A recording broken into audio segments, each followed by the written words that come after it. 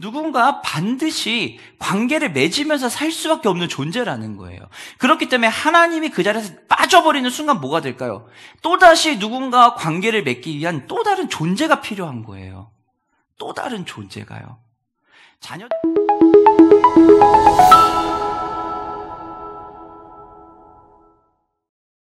아담과 하와가 무엇을 하죠? 하나님이 주신 세상을 잘 다스려야 되는데 그들이 저지른 죄가 하나 있죠. 뭐죠? 선악과를 따먹은 거예요. 선악과를 따먹은 이유는 뭐죠?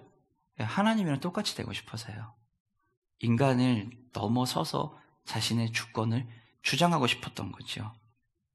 아담과 하와의 선악과 사건이 그것과 동일한 사건은 아닐까요? 하나님과 같아지고자 하는 마음에서 벌어지는 사건들, 그것이 아닐까요? 경건하지 않고 불의하다는 것이 단지 수직적인 관계와 수평적인 관계가 파괴됐다는 것이 나는 하나님을 저주할 거야, 나는 하나님을 믿지 않아 라고 하는 것이 아니라 내가 하나님이 되고자 하거나 또는 내가 나의 의나 나의 모든 것들 또는 내가 생각하는 중요하게 여기는 것이 하나님을 대신하려고 들어오면 그것이 우리가 경건하지 않는 수직적 관계가 무너지는 것은 아닐까요? 이 시대를 살아가는 우리들은 어떨까요? 삶의 자리에서 주인이 되고자 하고 있진 않을까요? 우리 모두는 우리의 삶에서 주인이 되고자 하는 그런 부분이 있습니다. 근데 그것이 내가 모르는 사이에서도 있을 수 있다는 거예요. 예를 들면요, 자녀가 내 삶의 주인이 될 수도 있고요, 가정이 내 삶의 주인이 될 수도 있고요, 사업의 모든 것이 가운데 하나님의 선하시고 신실하심을 대놓고 나지 못하면은요, 증명하지 못하면은, 또는 그것이 중심에 있지 않으면은 그것들조차도 신이 될 수 있다는 겁니다. 근데 우리 모두는요, 그런 하나님의 품에서 벗어나려고 하지만요, 하나님은요, 그것이 잘못됐다라는 것을 분명히 우리에게 계속 알려주신다는 거예요. 세상 속에서 우리가 지금 알고 있는, 우리가 성경을 통해서, 말씀을 통해서 배운 하나님을 직접은 모르더라도 세상의 만물과 천지를 보면서 하나님의 존재를 다 알 수 있도록 만들어 놓으셨다라는 거예요. 우리가 알 수 있도록 하나님은 이미 다 보여주셨고요. 그리고 하나님을 사랑하도록 하나님이 그렇게 우리를 아예 창조 자체에 그렇게 만들어 놓은 거예요.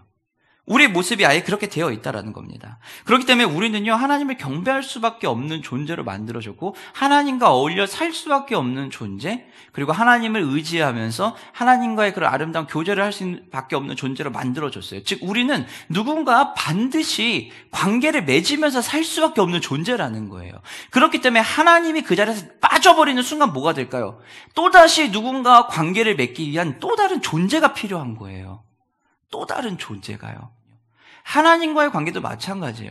우리는 기본적으로 하나님과 누군가 관계를 맺을 수밖에 없게 만들어진 존재라는 거예요. 왜냐면 하나님 그분이 삼위 하나님이시잖아요. 삼위 하나님이 그분 안에서 서로 사랑하고 서로 기쁨을 나누고 서로 관계를 맺으며 있고 공동체를 형성하기 때문에 그 안에 그 기쁨과 행복함을 누리기 위해서 그것을 같이 누리려고 우리를 만드신 거거든요. 그렇기 때문에 우리는 기본적으로 공동체성을 띌 수밖에 없고 누군가 관계를 맺을 수밖에 없는 거예요. 근데 그걸 벗어나면 어떻게 돼요? 힘이 빠질 수밖에 없고 그것이 빠져나간 자리에 무엇을요? 대신 뭔가를 계속 채워듣는 거예요. 채워 넣을 수밖에 없는 거예요. 왜냐하면 우리의 존재가 그러니까요. 하나님을 알지만, 하나님을 믿는다고 하기도 하지만, 또 알고 싶다고도 하지만 하나님 앞에 나아가는 행위로 귀결되지 않는 경우가 있다는 겁니다. 이건 뭘까요? 우리의 존재 자체를 거부하는 거예요. 나의 존재성이 누군가와 관계를 맺고 하나님과의 관계를 맺을 수밖에 없는데 그 존재성을 이제 무시하겠다는 겁니다. 거부하겠다는 거예요. 내 삶은 내 겁니다.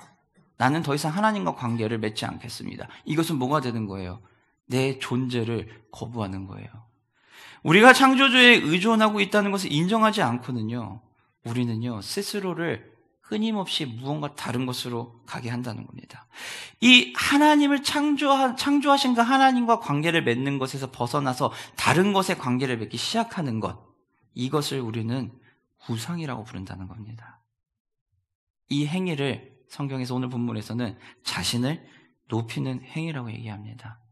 하나님을 빼고 그 자리에 다른 걸 채워 놓으면은 그게 다 우상이라는 거예요. 우상의 모습은요, 그래서요, 변해요.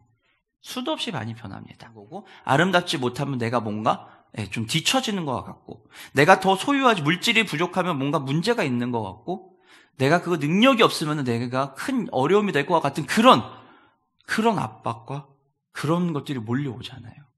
이게 뭘까요? 우리 안에 여전히 그런 우상들이 변해가면서 오는 거예요. 한 방에 확 오면은 한 방에 싹 치워버리면 되는데요. 이 우상들은요 절대 그렇게 안 오죠. 하나씩 달려온다는 겁니다. 우상 숭배의 모습은요 변합니다. 이것은 스스로 지혜 있다 생각하지만 결국은 어떻게 될까요? 어리석다는 거예요. 내가 만든 그 우상, 그 신은요 나를 배신합니다.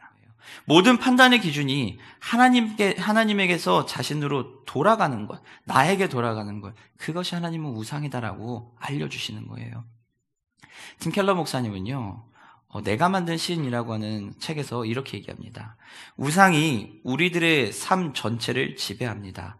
심리적인 문제도 우상 숭배의 문제입니다.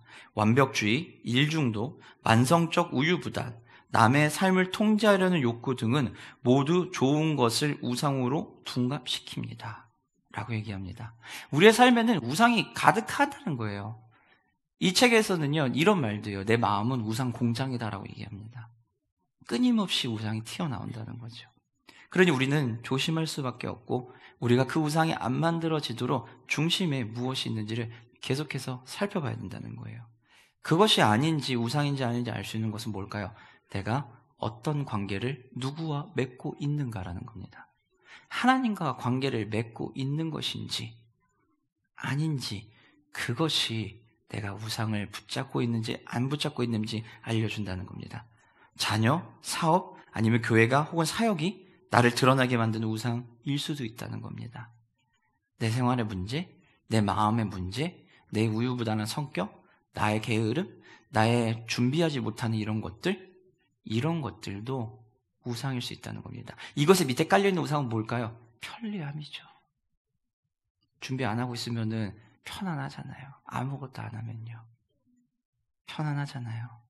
그 편안함이라고 하는 우상이 우리를 만들 수 있다는 것입니다.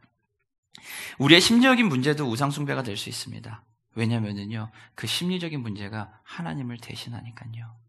하나님이 들어가야 될 그 자리에 그 심리적인 문제들이 가득하니까요. 모든 것들이 하나님을 대신해버리는 순간, 하나님의 자리로 침투하는 순간 우상이 될 수 있다는 겁니다.